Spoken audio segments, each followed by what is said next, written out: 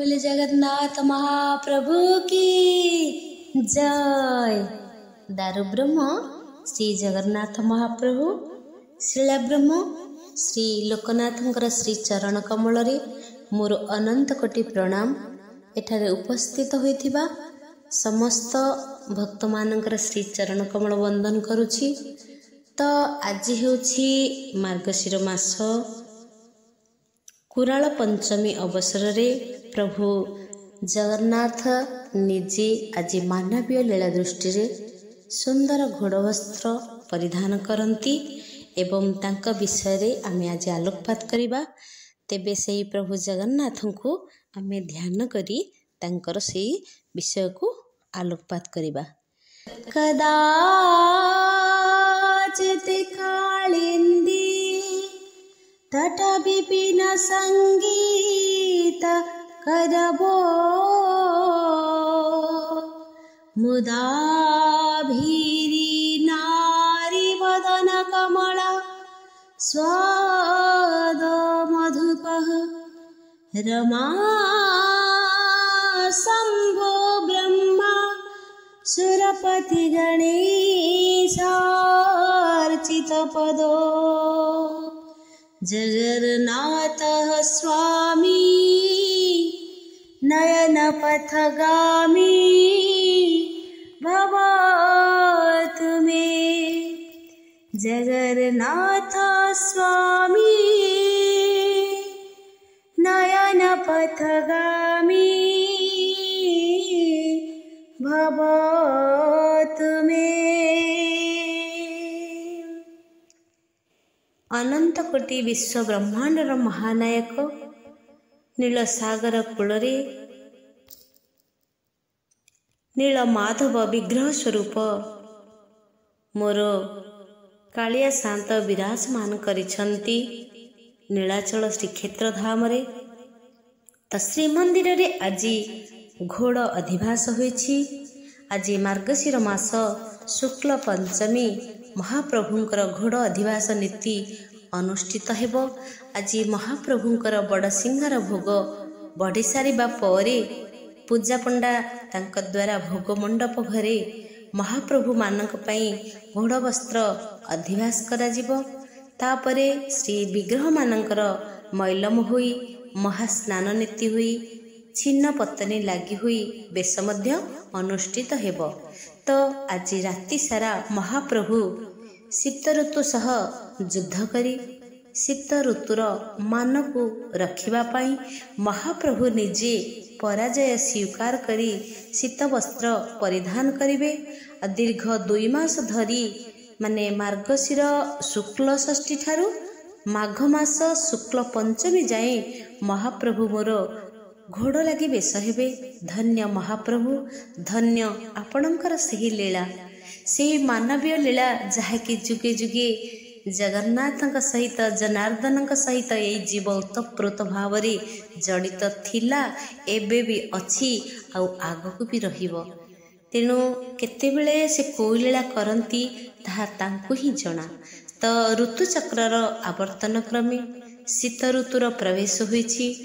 दिवसर दैर्घ्य क्षीण हेबा सहित रात्रि प्रशस्त हेउछि, किंतु रत्न सिंहासनारूढ़ महाप्रभुंकर आगरे शीतर कर्तृत्व बा केते ताकू भी हमें कहि परिबानी।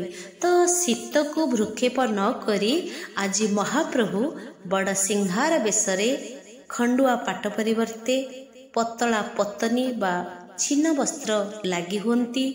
यह देखी शीत ऋतु श्री रंगा चरण तले गुहारी करे, हे महाप्रभु, हे दीन बंधु, हे मोर स्रष्टा, जदि आपण मोर अस्तित्व को अस्वीकार करती ना तेबे पृथ्वीवासी मोते काहीकि बा ग्रहण करिवे, मोर विशेषत्व बा कौन रहिबो।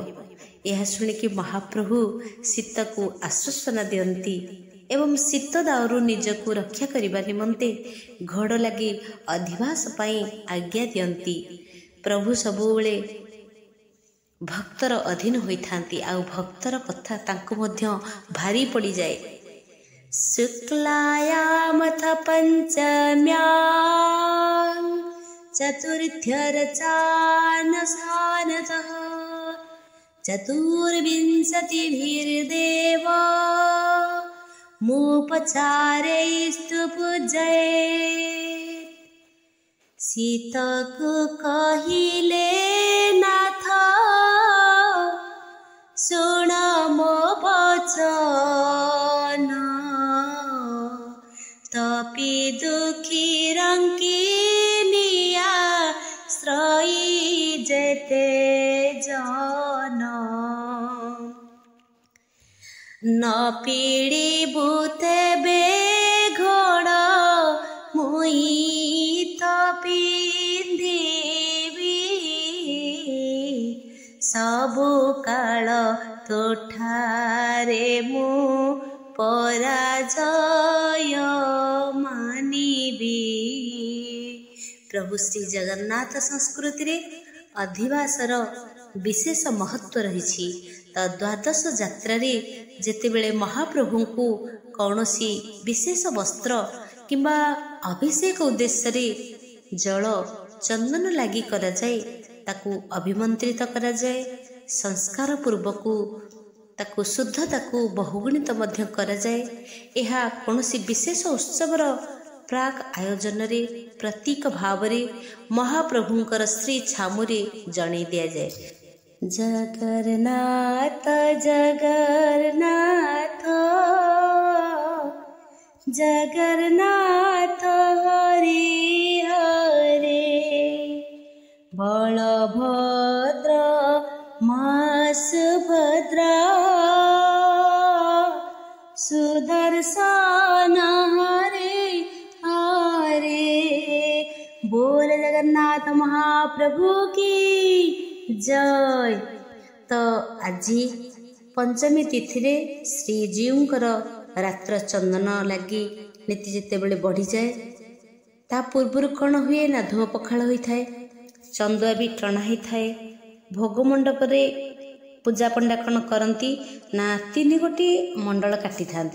आउ भंडार मेकअप कौन करे ना यह ऊपर श्रीजीउंकर घोड़ अधिवास निमंते रखि था। तो यह परे पूजा पंडा अधिवास नीति करिबा परे दुआर मुद दिया जाय थाए एवं मोट 12टी घोड़ चतुर्धा मूर्तिंकर समेत विमला माँ, लक्ष्मी माँ, तो मदन मोहन महाप्रभु श्रीदेवी भूदेवी सहित घोड़ अधिवास मध्य करा जाए। तापरे भोग मंडप घर द्वार मान सब बंद करा जाए, ताको मुद दिया जाए। तो आज 2 थर महाप्रभु कौन करती ना बड़ सिंहार बेश हुंती। आ बड़ सिंहार बेश बढ़ीगला 3 बाड़े मैलम हो छिन्न पतनी लगी हुई थाए। यह परे घटुआरी कौन करती ना घरु पूजा पंडा पति महापात्र मुदिरस्त घंटा छता काहाली पटुआर रे चंदन बीजे करी सर्वांग चंदन लगी करी थांती। यह परे कौन हुए ना बीड़िया मणुई हुए, तापरे पहुड़ नीति हो जाए एवं पहुड़ नीति परे परे प्रभु शीत वस्त्र को परिधान करी आनंद रे शयन करती। तेबे भक्त जेतेबेले भगवानकर सर्वांग शरीर रे शीत तापरु रक्षा करिबा पई शीत वस्त्र स्वरूप अंग लागी होई प्रभुଙ୍କ सहित एकीभूत हो जाए, सेतेबेले तार जीवन धन्य हो जाए। तेबे आज शीत प्रभुଙ୍କ निकटरे तांकर अभियोग को समर्पण करिसंती। प्रभु मध्य सही समर्पण भावरे निजे समर्पित हो जाइछंती। भक्त और भगवान एकाकार हो जाइछंती। अर्थात निजे जगन्नाथ महाप्रभु मानवीय लीलारे निजर से ब्रह्म दारुंक स्वरूप शीत वस्त्र को परिधान करिछंती एवं प्रत्येक जीव को कहउछंती शीत को नियंत्रण करने को हेले शीत वस्त्र ही परिधान करिबा। तेणु मो ठाकुर कालिया सात सी भी आज वस्त्र परिधान करी आम समस्त आज आनंद देउछंती। तेणु महाप्रभु जगन्नाथ को प्रति मासरे हेउना कहीं थरुटी दर्शन करी तांकर सही सुंदर रूप को हृदय सिंहासन रे बसई देई तांको देखिबा पई अनेक समय आकुल व्याकुल कंठरे गाई उठी थाए। दर्शन देलु निर्मा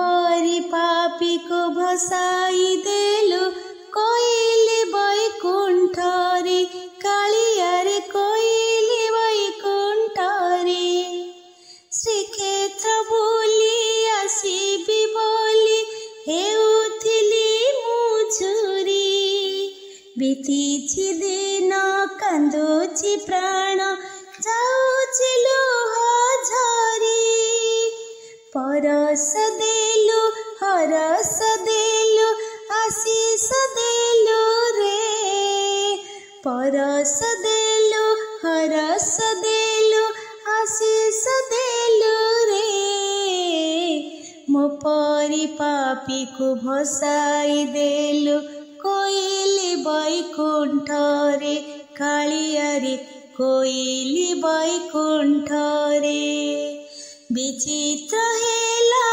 कि मो देखी अपूर्व बेश तोर भाविछि मने आसीछि कि मु स्वदेह स्वर्गपुर विचित्र हेला आखि मो देखी अपूर्व बेश तोर भाविछि मने आसीछि कि मु स्वदेह स्वर्गपुर अभय देलु आश्रय देलु सदय देलु रे अभय देलु आश्रय देलु सदय देलु रे मो परी पापी को भसाई देलु कोइली बैकुंठरे कालियारे कोइली बैकुंठरे कालियारे कोइली बैकुंठरे